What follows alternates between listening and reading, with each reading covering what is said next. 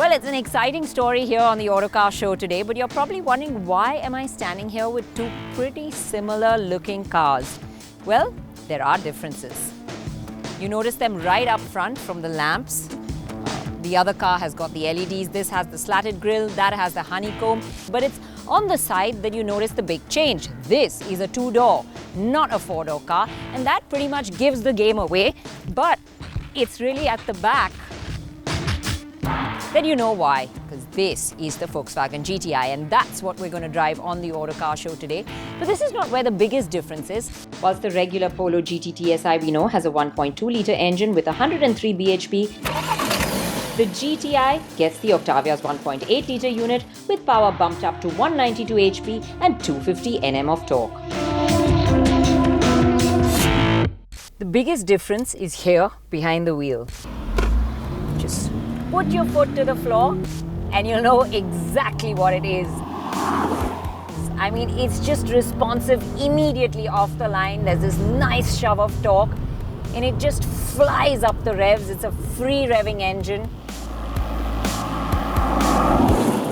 The needle on the rev counter climbs easily to the red line and the 100 comes up in just 7.2 seconds, which makes it seriously quick.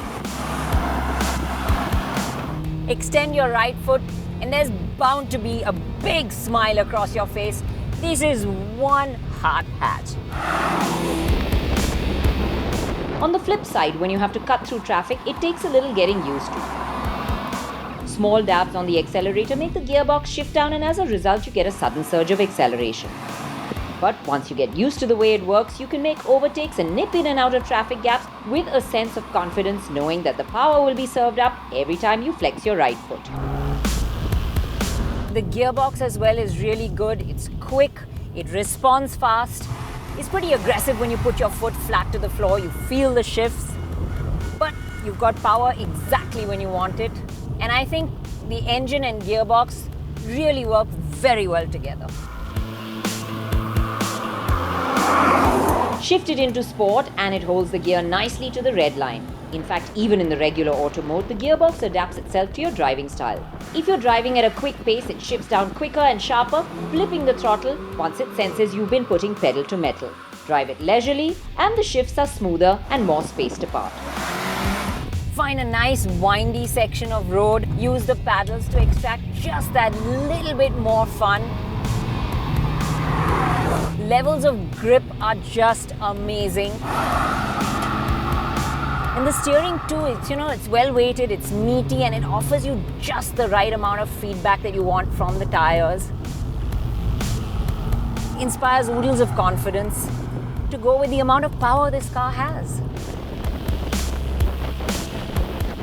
Though it's not edgy and the nose doesn't dive into corners eagerly, it still goes round corners in such a sure-footed manner that you carry a good amount of speed around the bends with ease.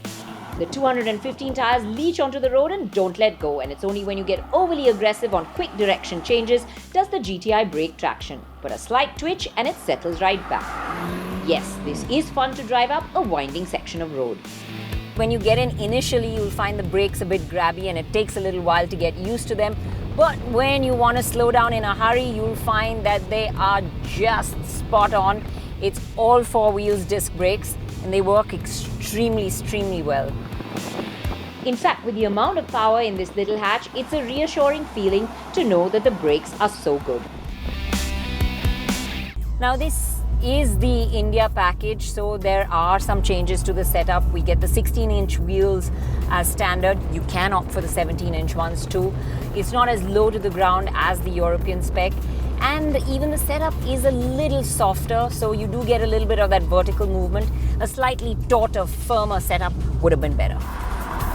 But having said that, ride quality is surprisingly pliant, and the GTI, even at higher speeds, feels composed enough. It must be said though that this is really not a car to be sitting in the backseat. This is one to be enjoyed from behind the wheel. The GTI on the inside carries the tartan upholstery with the red double stitching accents across the cabin and even edging on the mats. The sportier pedals and the steering with the GTI logo lets you know what this car is all about. The dials are different to the regular car with the numbering in a different font and the temperature gauge and fuel counter in analog versions nestled inside the rev counter and the odometer. The infotainment screen is different too and larger, but there's no rear view cam and only sensors. Yes, in this expensive a car, you expect a little more, and we missed a few features that could easily have been there. Well, as you've seen, I've had a smile on my face all day. There's no two ways about it. This car is fun, it's involving, and it's one of the best driver's cars around. It definitely ticks all the right boxes. But here's the thing, it drives like a bomb, but at 25.99 lakh ex-showroom Delhi, it also costs a bomb. So this is not something that you can rationalize. This is not something you buy with your head, it's something you buy with your heart.